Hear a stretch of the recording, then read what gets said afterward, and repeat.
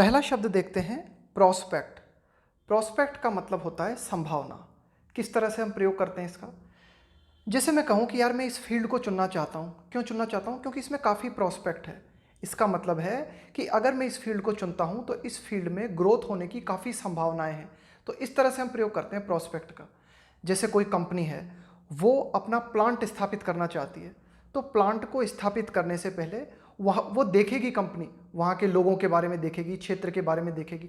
तो ये जो इस तरह से देखना है ना, ये कहलाता है प्रोस्पेक्ट। कि कंपनी जो है देख रही है कि यहाँ पे कितना प्रोस्पेक्ट है ना, क्या क्या संभावनाएं हैं कि अगर हम यहाँ पर हमारा प्लांट लगाते हैं तो कितने सफल हो सकते हैं। इसमें एक शब्द आया है स्पेक। स्पेक का मतलब होता है देखना। देखने का मतलब है जब आप अपने दिमाग में देखते हो ना, किसी आइडिया के बारे में विचार करते हो, सोचते हो, है ना, तो स्पेक का मतलब ध्यान में रखना, देखना। तो ये एक रूट वर्ड है, काफ़ी सारे शब्द बनते हैं इससे, जैसे इंस्पेक्टर, इंस्पेक्शन, इंट्रोस्पेक्शन। तो इस तरह से इस प्रोस्पेक्ट को याद रखेंगे हम, संभावना। अगला देखते हैं वर्डिक्ट। वर्डिक्ट का मतलब होता है फैसला।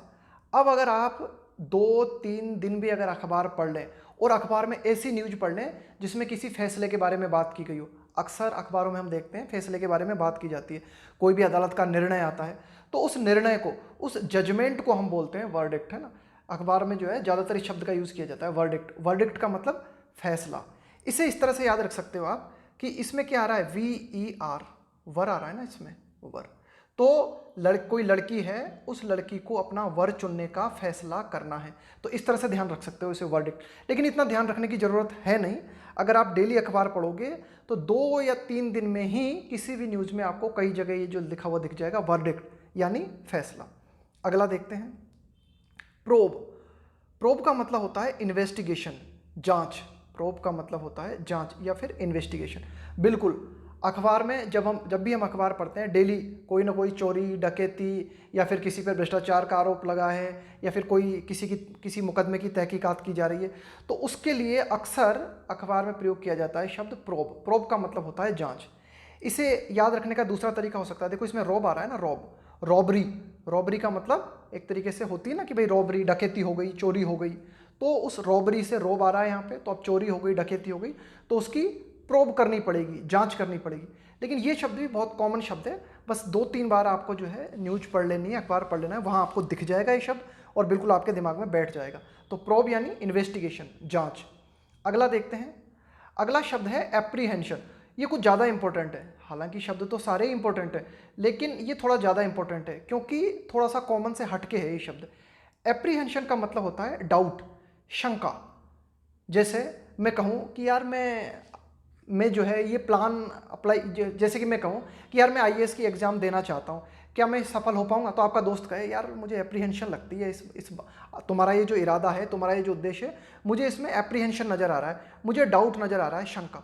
तो उसको बोलते हैं एप्रीहेंशन।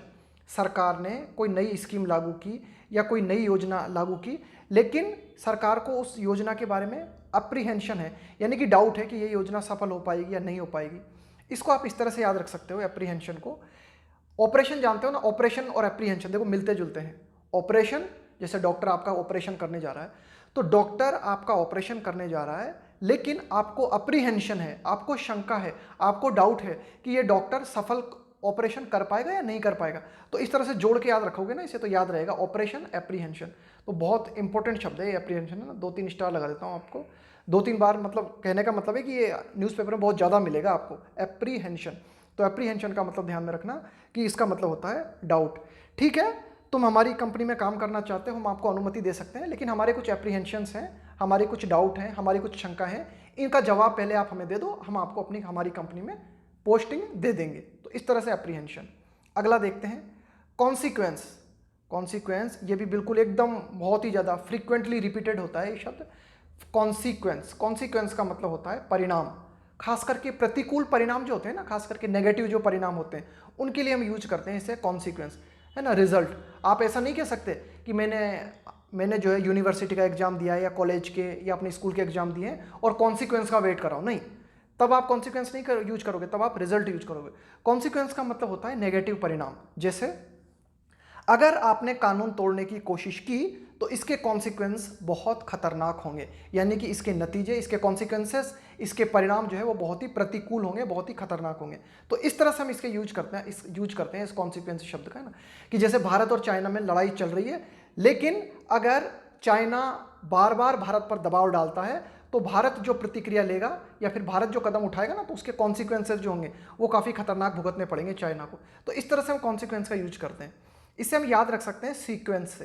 देखो सीक्वेंस का मतलब क्या होता है, क्रम से, यानी कि आप कह रहे हो किसी से कि यार ये जो मेरी बात है ये बहुत सही बात है, इसको मान जा वरना इसके कॉन्सिक्वेंसेस बहुत खराब होंगे, है ना, इसके परिणाम जो है बहुत खराब होंगे, मुझसे लड़ाई मत कर वरना कॉन्सिक्वेंसेस बहुत ज़्यादा खराब होंगे।